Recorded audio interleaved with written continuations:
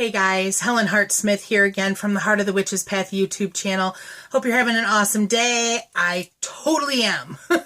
I wanted to do a video to do a couple of store reviews to share with you a recent shopping excursion that I went on with a couple of my coven sisters. So I've talked about the fact that I live in the mid-Michigan area. I live like kind of between Flint and Lansing, if you're familiar with that area. So that's kind of like in here. Am I doing that right? I don't know. I'm in the middle of the state. And we've heard about, well, some coven sisters have been to a couple of these places before, to these two places before, but I had never been to either one. So we like to take jaunts every so often to go check out New Age stores and see what they have to offer. And of course shop, because we like to shop. So anyhow, Kathy had actually been to a store in Grand Rapids, which is on the west side of the state.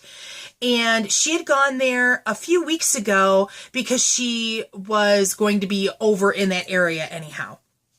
And so she really liked the store.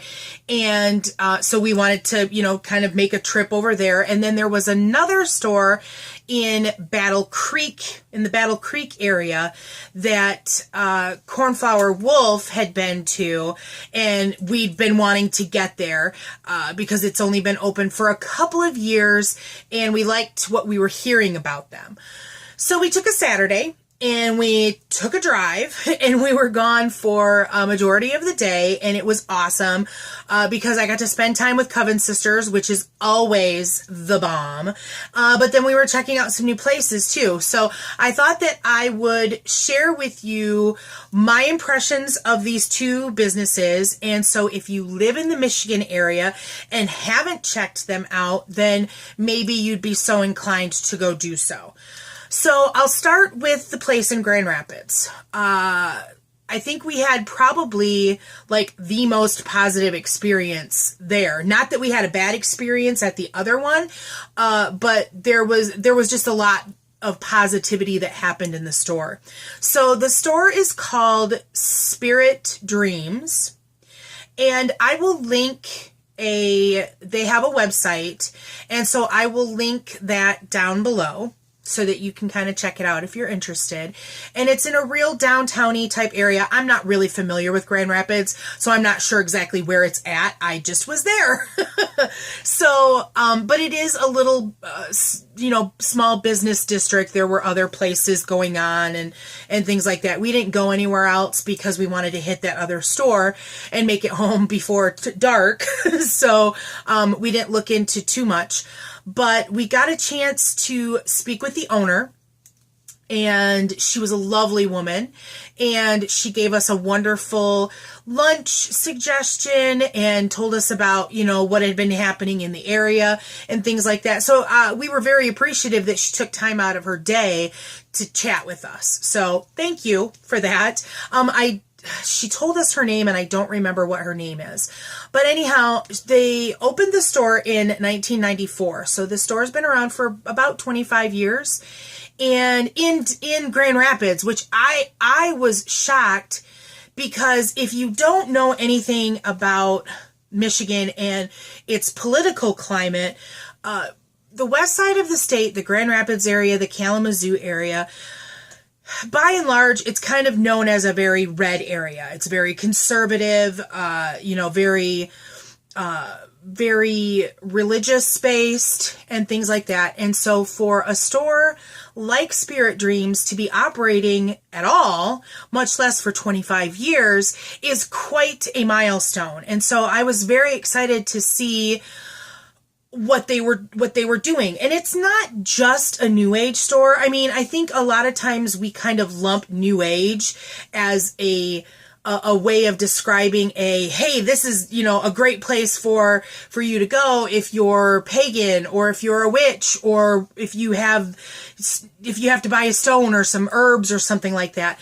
But as we were speaking with the owner, she really said that when they went to the city council to start this business, they really talked about the fact, and now remember, this is 25 years ago-ish, they talked about that they wanted to sell ethical products.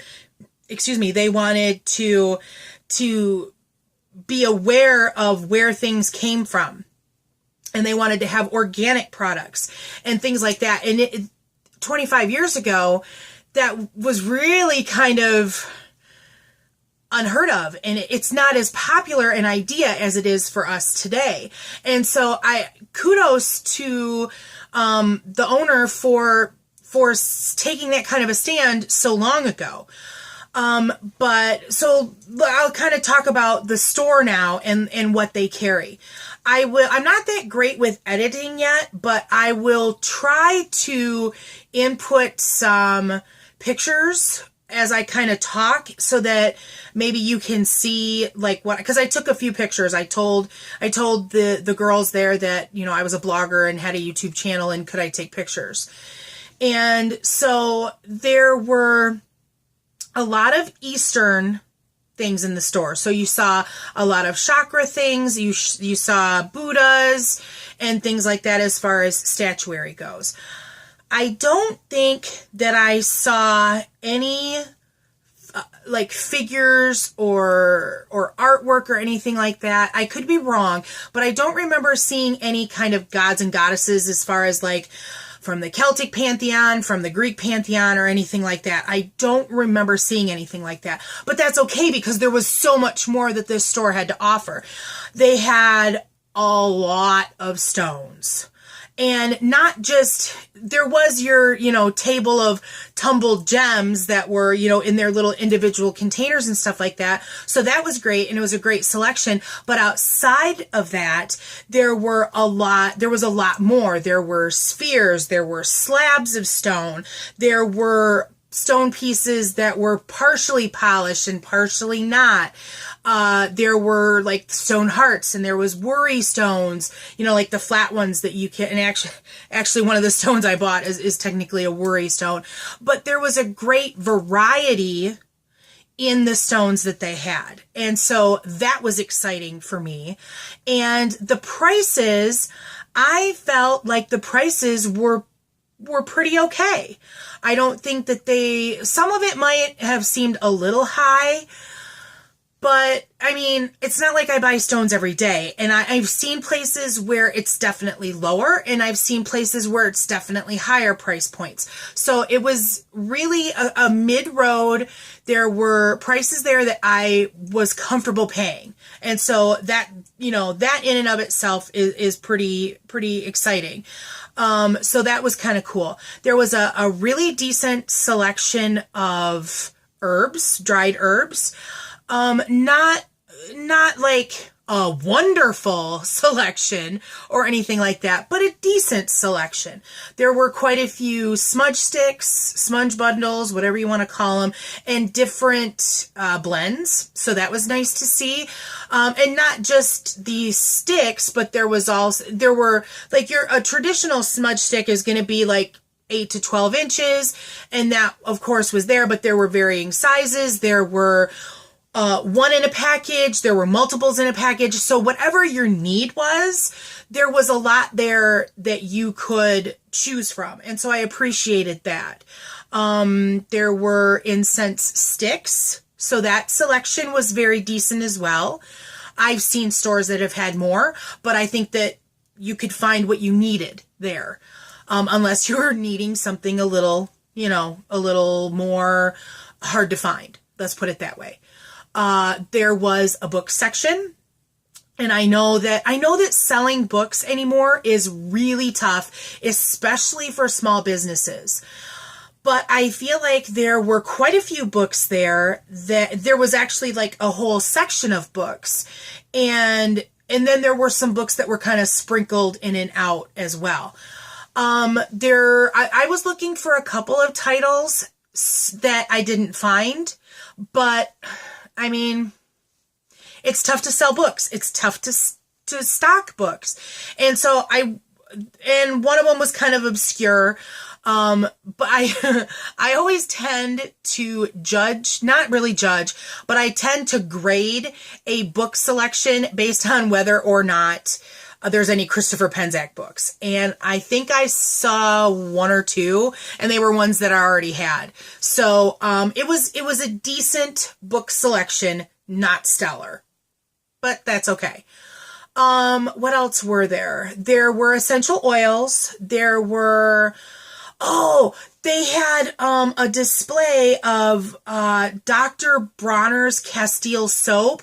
And if you've ever bought that, like, I've only ever seen two sizes. Either the gargantuan bottle that's like, I don't know, a half a gallon or something like that, or a small travel bottle. I've never seen like any other size, but you could buy it in bulk.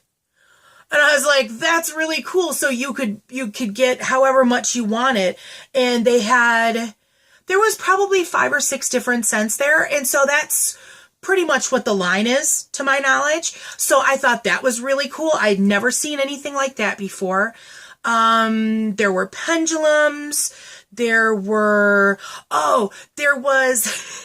this really cool old school jewelry display. Like, I remember seeing a display like this in department stores. So it was a floor model, and you push the button and the crank moves, and you have all these trays that kind of come up and over and go down, and you can just see all of what's in these trays. Are probably, 3 or 4 no, they were probably about 3 inches wide and ran the length. So it was glass on the top and glass on the front.